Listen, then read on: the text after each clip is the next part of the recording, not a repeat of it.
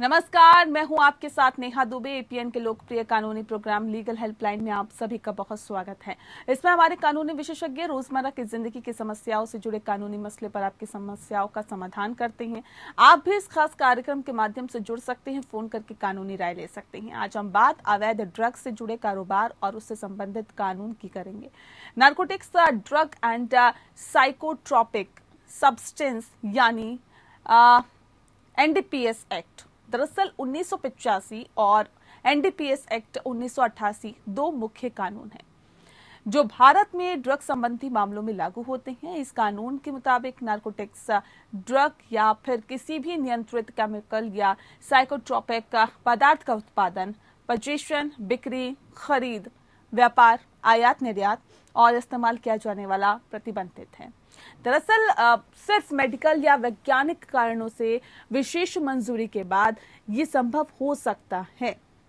प्रतिबंध को तोड़ने वाले व्यक्ति के खिलाफ सर्च, कुर्की और गिरफ्तारी का अधिकार भी एनडीपीएस एक्ट देता है। दरअसल जांच एजेंसी ऐसे मामलों में निजी या सार्वजनिक स्थानों पर कार्रवाई कर सकती है। भारत के संविधान में आर्टिकल 47 के तहत भी राज्य को ड्रग्स नियंत्रण रोकथाम के लिए शक्ति मिली है। ड्रग्स के नियंत्रण के लिए 3 श्रेणियों में ड्रग्स की चर्चा वर्तमान कानून में है। एक एलएसडी, मेथ जैसे साइकोट्रोपिक पदार्थों की श्रेणी है और दूसरी चरस, गांजा, अफीम जैसे नारकोटिक्स ड्रग की और तीसरी श्रेणी में मिश्रण वाले केमिकल पदार्थों की आती है जिसमें कंडोल्ड सब्सटेंस कहते हैं, जिसे आपको बता दें कि ये तो थी बुनियादी जानकारी। ड्रग्स एक्ट से जुड़ी हुई और कानूनी पहलू को समझाने के लिए आज हमारे साथ कौस्तुभ शुक्ला जी मौजूद है जो कि कानूनी विशेषज्ञ हैं। बहुत स्वागत है आपका सर। तो कौस्तुभ जी आपको ड्रग्स एक्ट से जुड़े हुए तमाम कानूनी पहलुओं की जानकारी देंगे। अगर आपका भी ड्रग एक्ट से जुड़ा हुआ कोई भी सवाल है तो आप हमें फोन कर सकते हैं। हमारी फोन लाइंस खुल चुकी हैं।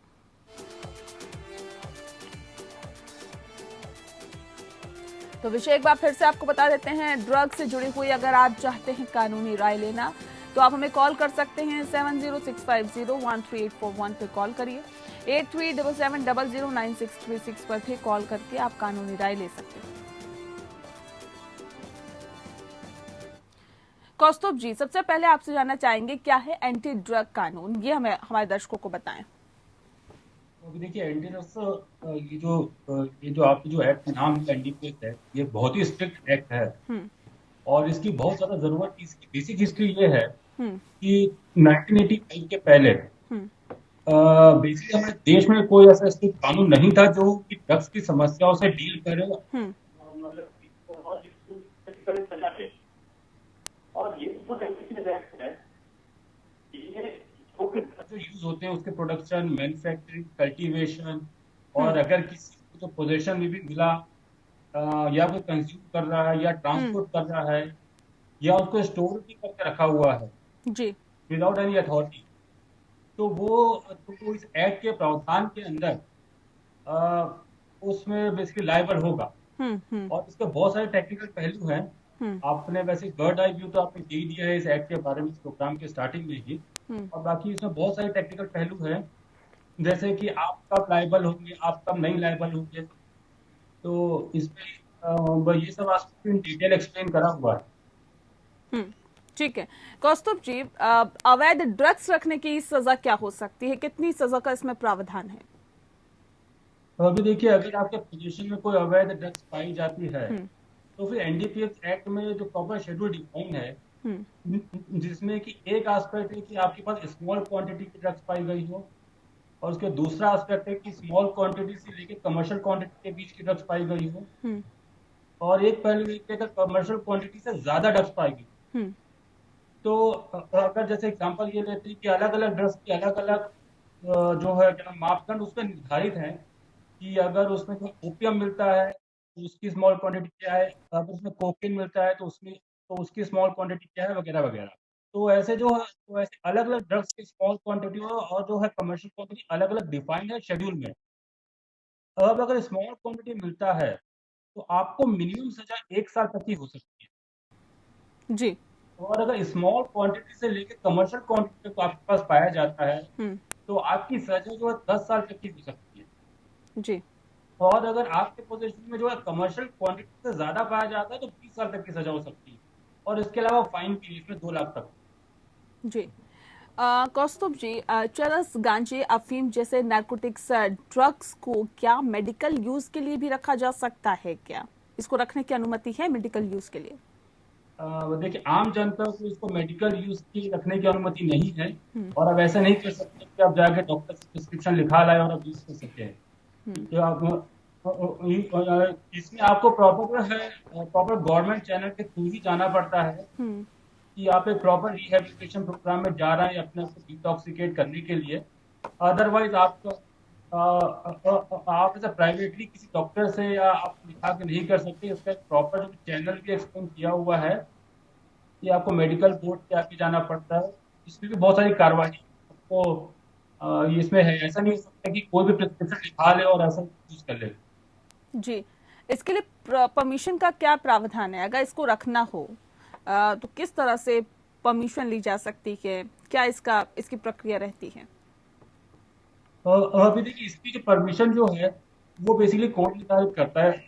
हम्म। अगर आप कंस्टिट्यूशन पाए जाते हैं या आप उसके एडिक्टेड पाए जाते हैं, तो फिर जो कि गवर्नमेंट या फिर कोर्ट द्वारा जो कि मेडिकल बोर्ड जो अपॉइंट होता है, हम्म। तो वहाँ पहले मेडिकल बोर्ड के आगे अपीयर होते हैं, और उसके बाद मेडिकल जो बोर्ड है एक प्रॉपर रिहेबिलिटेशन प्रोग्राम सेटअप करता है, हम्म। और अब गवर्नमेंट की निगरानी में आपका रिहेबिलिटेशन होता है। जी। चलिए, इस बीच हमारे साथ एक दर्शक फोन लाइन पे जुड़ गए हैं। फहीम जी इस वक्त हमारे साथ हैं। फहीम जी, बहुत स्वागत है आपका, अपना सवाल पूछिए। जी मैम। जी। फहीम जी, सुन पा रहे हैं हमें? और जी हाँ, बोलो। जी, आप अपना सवाल पूछिए सर। आपने फोन किया, आप पूछिए क्या पूछना जी चाहते हैं। मैम, मैं ये जानना चाह रहा हूँ मैम, जो 498 का जो ये धारा निकली हुई है। हम्म।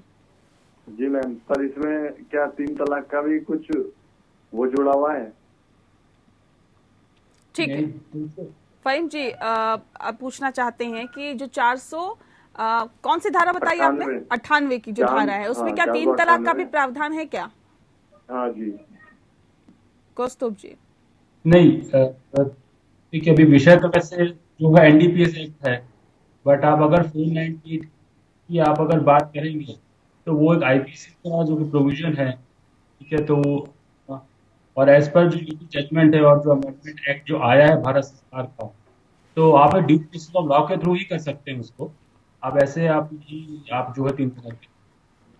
तो कुल मिला के केस टू केस कहीं ना कहीं डिपेंड करता है। बहुत शुक्रिया आपका फहीम जी, आपने हमें कॉल की। और तमाम दर्शकों से अनुरोध करेंगे कि जब भी आप हमें कॉल करते हैं तो विषय को एक बार पढ़ लें, आप किस विषय पर कॉल कर रहे हैं और आपका सवाल क्या है। तो हम आज बात दरअसल एनडीपीएस एक्ट की कर रहे हैं। कौन कौन से ऐसे ड्रग्स है जो कि बैन फिलहाल बताए जा रहे हैं, अभी बैन है, जिनको रखना जी आपराधिक तौर पर सही नहीं है? जी। ये इसमें ऐसा है कि एनडीपीएस एक्ट के अंदर अ, जो कि as on date there are 77 drugs, और उसके सॉल्ट के अलग अलग मिक्सचर एनडीपीएस एक्ट के अंदर स्पेसिफाइड है। हम्म। तो वहां पर अगर उनमें से अगर आप जो कि किसी भी ड्रग्स का यूज या उसके पोजीशन में या प्रोडक्शन में या कल्टीवेशन में अगर आप पाए जाते हैं, तो वो आपराधिक इसमें इन एनडीपीएस एक्ट की धाराओं के अंदर अपराध पंजीबद्ध हो सकता है आपके अगेंस्ट। और हम्म। उसमें आपने तो बहुत से ड्रग्स के नाम ले लिया, जैसे चरस, कोकीन, गांजा, हीरोइन, LSD, और भी बहुत सारे ऐसे नाम हैं, जैसे कि जो कि कोडाइन। आजकल हम देखते हैं कि बहुत ज्यादा जो केसेस होते हैं जिसमें कि एक्स्ट्रा जो कि कफ सिरप वो लोग आजकल बहुत यूज करते हैं। तो एक जो कि कोडाइन मिक्सचर इसमें होता है कफ सिरप में, तो हालांकि वो नॉन क्वांटिटी में होता है एक बॉटल पर से। आपको यही चीज भी ध्यान रखना पड़ेगा जी। कि आप कफ सिरप का इस्तेमाल आप गैर कानूनी तरीके से ना करें। जी। कौस्तुभ जी, अब सवाल ये है कि क्या गंभीर मामलों में कोर्ट अपने विवेक से ड्रग कारोबार से जुड़े दोषियों को मृत्युदंड भी दे सकती है क्या? जी हाँ, इसमें जो कि सेक्शन 31A के अंदर डेथ पेनल्टी का भी प्रोविजन है, अगर उसका सब्सिक्वेंट कन्विक्शन पाया जाता है, जो कि सीरियस ऑफेंसेस है with respect to commercial quantity. और जी। उसमें जो ड्रग्स भी स्पेसिफाइड है, जैसे कि मॉर्फिन, जो चरस, उसके हीरोइन, और फिर LSD, तो क्या इसमें भी जो सेक्शन 31 में भी एक टेबल स्पेसिफाइड है, तो अगर वो सब जो ड्रग्स मेंशन है टेबल में, अगर उसके रिगार्डिंग आपका जो सब्सिक्वेंट फिर से अगर आप पाए जाते हो और आपका जो फिर से कन्विक्शन होता है, आपको मृत्यु दंड भी दिया जा सकता हम्म, ठीक है। लीगल हेल्पलाइन आप देख रहे हैं और इसके अंदर आज हम ड्रग्स एक्ट की बात कर रहे हैं और खास मेहमान लगातार हमारे साथ मौजूद है। कौस्तुभ जी, आपसे जानना चाहेंगे ड्रग्स की तस्करी पर क्या कुछ सजा हो सकती है, कितनी सजा का प्रावधान है? जैसा कि इससे पहले भी आपने बताया कि 10, 20, 30 साल तक की सजा हो सकती है, लेकिन क्या ये उस मामले पर डिपेंड करता है कि आपने कितना बड़ा अपराध किया है, उसके मुताबिक सजा दी जाती है क्या? है। जी एग्जैक्टली। आप चाहे आप चाहे ड्रग्स की तस्करी कर रहे हो या प्रोडक्शन कर रहे हो या आपके पोजीशन में हो, हम्म, जो पर्टिकुलर ड्रग्स की मात्रा होती है, आपकी सजा उसी बेसिस पे तय होती है। हम्म, और उसके बाद आपका बैकग्राउंड भी देखा जाता है कि आपने प्रीवियसली भी ऑफेंस कन्विक्ट, आप या फिर कन्विक्ट हुए हैं या फिर या इसके पहले भी संयुक्त हुए हैं क्या इसमें। तो ये सब एस्पेक्ट को देखा जाता है। जी तो चाहे तस्करी हो, चाहे आप बेच रहे हो या प्रोड्यूस कर रहे हो, वो एक ही एक्सपेक्ट करता है। जी। ठीक है कौस्तुभ जी, इस वक्त हमारे साथ अंशिका जी जुड़ गई हैं, जो कि अपना सवाल पूछना चाहती है डोमेस्टिक वायलेंस पे, हालांकि थोड़ा सा मुद्दे से नहीं हटकर नहीं, है, सो लेकिन अंशिका जी बहुत स्वागत है आपका, अपना सवाल बोलिए। मेरे ससुराल वाले मुझे रख नहीं रहे हैं, तो वो कह रहे जब तक आप साइन नहीं करेंगी तो मैं आपको नहीं रखूंगा। मेरे पति ऐसा कह रहे हैं और मेरी सास उनको भड़का रही है मेरे पति को, जब तक वो साइन नहीं करें तब तक उनको नहीं रखीगा। किस चीज पे साइन करने की बात कर रही हैं आप अंशिका जी, जी? वो कागज की मुझे मतलब प्रॉब्लम भी हुई और मतलब कहा सुनी बहुत ज्यादा हुई है, तो इस पर्पज से वो कह रहे तक आप साइन नहीं करेंगी। और हम हमारी भी दूसरी शादी होगी, उनकी भी दूसरी मैरिज हुई है, तो उनकी एक लड़की भी है, तो वो कहे जब तक आप साइन नहीं करेंगी तब तक आप मेरे घर नहीं आ सकती हैं। इस समय तो मैं ससुराल में ही हूँ, मतलब 1-2 महीने हो गए, 1-2 महीने क्या बल्कि मुझे 8-9 महीने हो रहे रहते हुए। ना ये कॉल उठा रहे, अगर मैं बात भी करना चाहती हूँ तो ये कॉल डिस्कनेक्ट कर रहे, तो कॉल ही नहीं उठाते हैं। कौस्तुभ जी, आप समझ पा रहे हैं सवाल? जी, इनका जो क्वेश्चन मैं थोड़ा बहुत समझ पा रहा हूँ। इनका ये कहना है कि ये अभी ससुराल में है और इनके जो पति है वो उनको अपने घर नहीं आने देना चाहते हैं। बोल रहे हैं कि आप जब तक कि किसी कोई एक पर्टिकुलर डॉक्यूमेंट एक्सप्लेन नहीं कर पा रही हो, उसमें आप साइन नहीं करेंगे, तब तक हम आपको आने नहीं देंगे। हम्म, और ये पूछना चाह रही होंगे कि ये क्या लीगल रिकोर्स दे सकती है। तो एम आई राइट? जी हाँ जी। तो आपको मैं एक अभी जानकारी के लिए बताना चाहता हूँ कि बेसिक सभी डिस्ट्रिक्ट में जो वुमेन सेल होते हैं, तो आप वो वुमेन सेल में जाइए और आप वुमेन सेल में आप जाकर लिखित आवेदन दीजिए, एक्सप्लेन करते हुए पूरे फैक्ट वगैरह कि आप लोग की शादी कब हुई और जो बेसिक घटनाक्रम, आपको इन डिटेल बताने की जरूरत नहीं है। बेसिक घटनाक्रम बताइए जाके वुमेन सेल में, और आप अपने हस्बैंड का फोन नंबर, उनका पता दीजिए। तो वो वुमेन सेल वाले हैं, वो उनको और उनके परिवार वालों को अपने अपने जो सेंटर होता है वहाँ पे वो वहाँ पे लेके आएंगे। और प्रॉपर मध्यस्थता वो सेंटर में होती है, जो कि बहुत ही कारगर सिद्ध होती है, स्पेशली मैट्रिमोनियल केसेस में। हम्म, और जो काफी ट्रेंड लोग भी होते हैं उसमें। तो ये जो गैप है ये थोड़ा ब्रीच हो पाएगा, आप अगर इस चीज का सहारा लेंगे तो। अब अदरवाइज तो बहुत सारे कानून पहले भी हैं। आप जो सेक्शन 9 के अंदर आप जो डिस्ट्रीब्यूशन ऑफ कंज्यूमर राइट्स की एप्लीकेशन भी लगा सकते हैं कोर्ट के आगे, ये कहते हुए कि मेरा वैवाहिक जीवन है, तो रुकिए, तो कोर्ट के निर्देश से आपको अपने जो घर पे बुला सकती है, ये कह सकती है कि मेरे को अपने जो कि घर पे रखिए। तो हम्म, आपके पास ये सब ऑप्शन है। तो आप बिल्कुल भी मत घबराइए, आप बुकिंग सेल को अप्रोच करिए अपने जो अपने उसी डिस्ट्रिक्ट में जहाँ आप रह रही हैं। आपको वहां जाने की भी जरूरत नहीं जहाँ आपके हस्बैंड रह रहे हैं।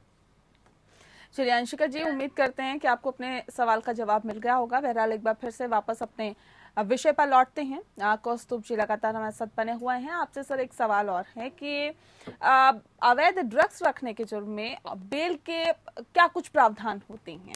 हाल ही में भी कई जो मामले हैं वो काफी ज्यादा तूल पकड़ गए हैं। मुंबई का ही अगर हम मामले की बात करें, तो जिस धाराओं के तहत ये मामले दर्ज हुए हैं या फिर होते हैं, अगर आप इस तरह से ड्रग्स रखते हैं या फिर इस मामले में लिप्त पाए जाते हैं, तो क्या बेल इजीली मिल जाती है या फिर नहीं? नहीं देखिए, इसमें भी अगेन मैं एक चीज बोलूंगा कि जो मैक्सिमम जो आपके अगेंस्ट जो अपराध पंजीकृत होता है वो होता है जो सेक्शन 19, 20 और उसके बाद 24, 27 एटसेट्रा एटसेट्रा।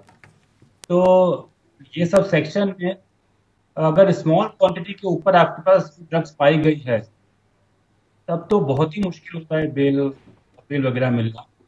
और उसमें तो यहाँ तक कि स्पेसिफिकली लिखा हुआ है कि अगर जो है कमर्शियल क्वांटिटी है तो बेल नहीं देना।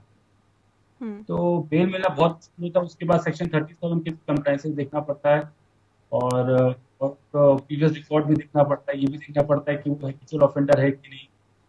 तो बेल बहुत ही मुश्किल है इसमें। जी तो पर ऐसा नहीं कि इसमें कोई अपवाद नहीं है।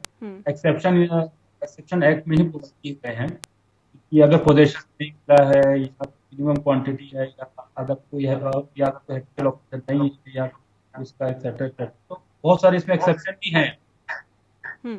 बिल्कुल। तो बेल बहुत मुश्किल है, अगर बेल मिलती भी है तो बहुत ही मुश्किलों का सामना करना पड़ता है। कौन ले सकता है ड्रग के मामले में एक्शन, ये भी हमारे दर्शकों को बताइए कि क्या पुलिस एक्शन ले सकती है, एनसीबी एक्शन ले सकती है या फिर कोई और भी संस्था है जो एक्शन ले सकती है? इस तरह के कोई भी मामले आते हैं तो कौन एक्शन लेता है? जी, इसमें देखिए एनसीबी तो सेंट्रल एजेंसी है तो वो तो एक्शन ले ही सकती है। और ये जो नारकोटिक्स के जो अपराध होते हैं ये एक नॉर्मल अपराध की तरह ही होते हैं जो कि लोकल पुलिस स्टेशन ही एक्शन लेती है, जो इनिशियल एक्शन होता है।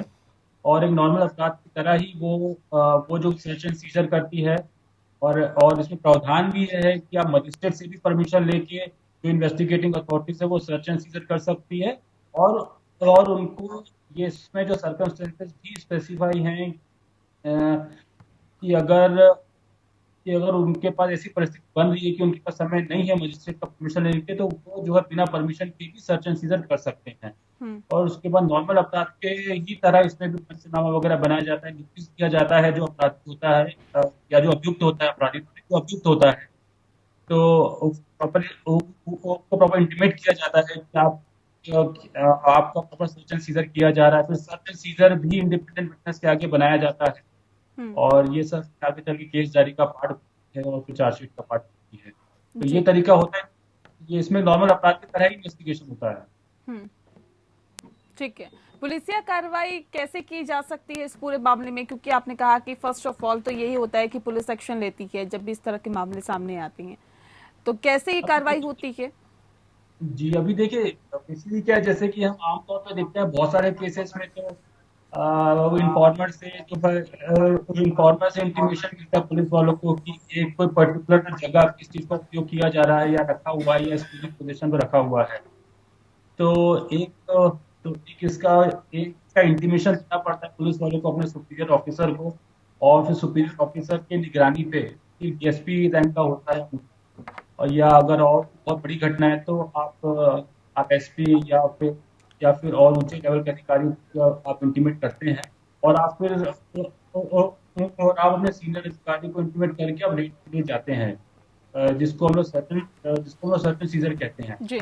और उसके बाद सर्च एंड सीजर में अगर कुछ इलिसिट सब्सटेंस जो है पाया जाता है तो उसका इंडिपेंडेंट विटनेस के आगे उसका एक जो है सीजर मेमो बनता है जिसमें कि एक्सप्लेन किया जाता है कि क्या क्या ये सब्सटेंस मिला है और उसको इंडिपेंडेंट विटनेस के प्रेजेंट में उसको जो प्रिपेयर किया जाता है वो साइन किया जाता है। और उसके बाद ये सब जो भी सबसे मिले होते हैं इसका प्रॉपर एफएसएल में एग्जामिन होता है, तो फोरेंसिक एग्जामिनेशन भी होता है। चलिए कौस्तुभ जी, आपने बहुत तफसील से बताई। मेरे पास वक्त की कमी है लेकिन सवाल इतने ज्यादा है कि मैं चाहती हूँ कि और भी सवाल आपसे पूछें, लेकिन वक्त की कमी है। सर बहुत शुक्रिया, आपने बहुत विस्तार से हमें एनडीपीएस एक्ट के बारे में बताया, इसके प्रावधानों के बारे में बताया और ये भी बताया कि आखिर कितनी सजा का प्रावधान इस एक्ट के तहत है, आपको बेल मिल सकती है या नहीं मिल सकती। लिहाजा ऐसी चीजों से दूर रहें और अपने आप को सुरक्षित रखें।